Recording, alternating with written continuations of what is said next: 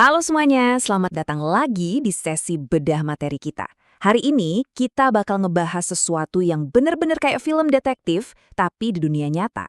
Kita bakal bongkar gimana sih para ahli itu melacak penghindaran pajak skala raksasa dan kejahatan terorganisir cuma pakai logika akuntansi yang kelihatannya simple, tapi aslinya mematikan banget buat para pelaku.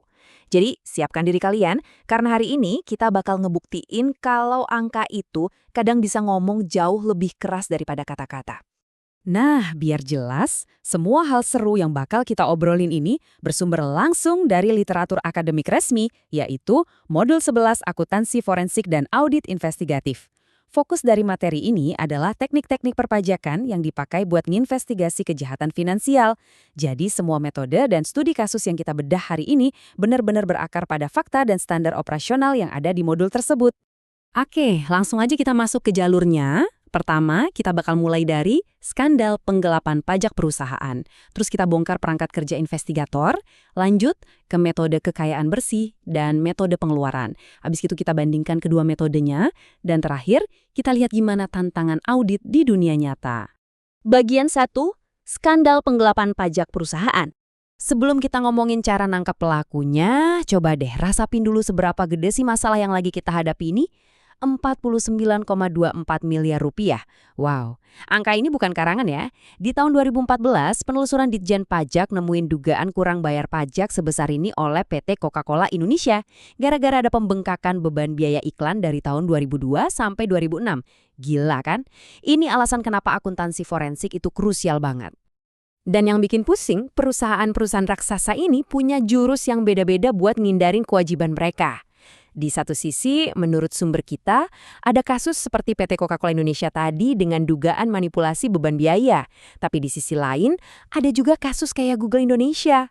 Mereka dapat untung gila-gilaan dari iklan digital lokal. Tapi pada saat itu diduga belum kena pajak karena urusan status badan usaha yang super rumit.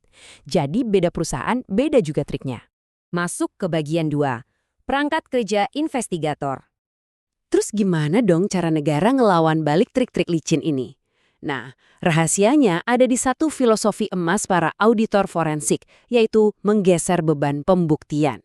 Maksudnya gini, daripada penyidik yang harus mandi keringat ngebuktiin tiap rupiah itu uang ilegal, mereka pakai logika akuntansi buat maksa si target ngejelasin dari mana asal hartanya. Kalau si target gak bisa jawab, wah tamatlah riwayatnya. Bagian 3. Metode kekayaan bersih atau biasa disebut net worth method. Gimana cara kerja metode ini? Sebenarnya gampang banget buat dipahamin. Langkah pertama, investigator ngitung total aset dikurangi kewajiban si target di tahun pertama. Langkah kedua, mereka lakuin hal yang sama persis di tahun berikutnya. Nah, di langkah ketiga, mereka tinggal bandingin tuh selisihnya. Kalau tiba-tiba hartanya melonjak drastis, jauh melampaui penghasilan resmi yang dia laporin, nah loh, selisih misterius itulah yang bakal dikejar habis-habisan. Lonjakan kekayaan yang jah masuk akal itu, dalam bahasa investigasi, disebut sebagai penghasilan ilegal. Modul kita ngejelasin kalau di Amerika Serikat, metode ini tuh jadi senjata andalan buat nombangin bos-bos mafia dan kejahatan terorganisir. Dan di Indonesia, konsep yang sama persis bisa banget dipakai buat ngeberantas korupsi dan nyelidikin pejabat yang hartanya nggak wajar. Lanjut ke bagian 4. Metode pengeluaran atau expenditure method. Tapi gini, gimana kalau si penjahat ini cerdik? Gimana kalau dia nggak mau beli rumah atau tanah pakai namanya sendiri? Nah, untuk orang-orang model begini, investigator beralih ke metode pengeluaran. Metode ini didesain khusus buat nargetin mereka yang mungkin secara tertulis miskin aset, tapi gaya hidupnya, wah, luar biasa mewah.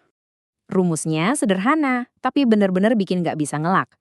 Penghasilan ilegal itu sama dengan total pengeluaran dikurangi penghasilan legal.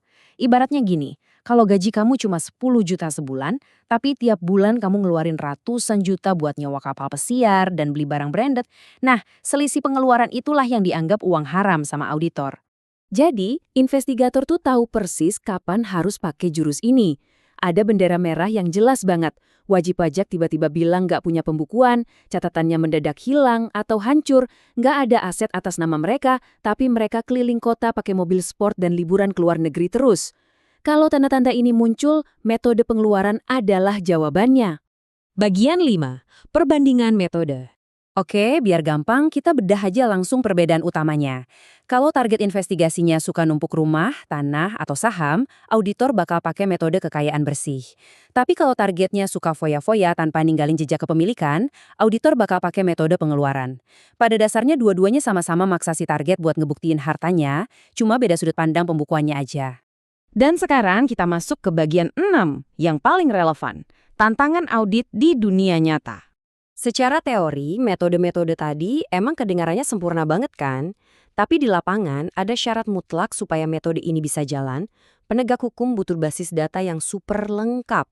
Sumber, kita nyatet kalau Amerika Serikat bisa sukses nerapin ini karena mereka punya sistem database kependudukan dan aset yang sangat komprehensif. Semuanya nyambung. Terus pertanyaannya, gimana kondisi datanya di Indonesia? Nah, untuk ngilustrasiin kerumitan data ini, modul kita ngasih satu studi kasus yang menarik dari masa pemilu presiden tahun 2009. Ada data kekayaan beberapa tokoh dari pemberitaan media, seperti Pak SBY, Bu Megawati, Pak Yusuf Kalla, sampai Pak Prabowo dan Pak Wiranto. Sekali lagi kita melihat angka-angka ini murni secara objektif ya, cuma sebagai bahan pelajaran forensik aja, nggak ada unsur politiknya sama sekali. Tapi coba deh kalian pikirin. Gimana ceritanya seorang auditor mau pakai metode kekayaan bersih kalau tanggal pelaporan asetnya aja beda-beda tahun? Data Bu Megawati diambil tahun 2004, sedangkan Pak Prabowo di tahun 2009. Dari kacamata akuntansi, ngebandingin harta orang dengan rentang waktu pelaporan yang beda sampai 5 tahun itu ya ibaratnya mimpi buruk analitis. Nggak bisa dijadiin patokan pasti. Belum lagi soal keabsahannya. Literatur kita nanya, apakah angka dari media itu valid buat ngeaudit seseorang? Gimana kalau si pemilik aset cuma tinggal bilang, maaf, data di berita itu salah. Terus datanya dikoreksi sepihak gitu aja. Ini nunjukin kelemahan fatal kalau investigasi cuma bersandar pada data mentah di publik tanpa ada wewenang hukum yang kuat. Jadi, poin krusial yang harus kita tangkap dari bedah materi kali ini adalah mau sebanyak apapun data media yang kita punya atau sekencang apapun bocoran dari orang dalam, itu semua nggak akan cukup. Investigator bakal selalu kalah langkah kalau mereka yang dipaksa nyari bukti tanpa adanya instrumen hukum yang membalikkan beban pembuktian ke si terduga. Yang akhirnya ninggalin kita dengan satu pertanyaan besar yang bikin mikir. Gimana caranya suatu negara bisa benar-benar membersihkan diri dari mafia dan penjahat finansial kelas kakap kalau beban pembuktiannya masih terus dibebankan ke pundak investigator? Tanpa ada hukum pembuktian terbalik yang tegas, mungkinkah sistem kita benar-benar bersih? Coba kalian renungkan itu. Terima kasih udah mengikuti sesi analisis kali ini dan sampai jumpa di bedah materi seru selanjutnya.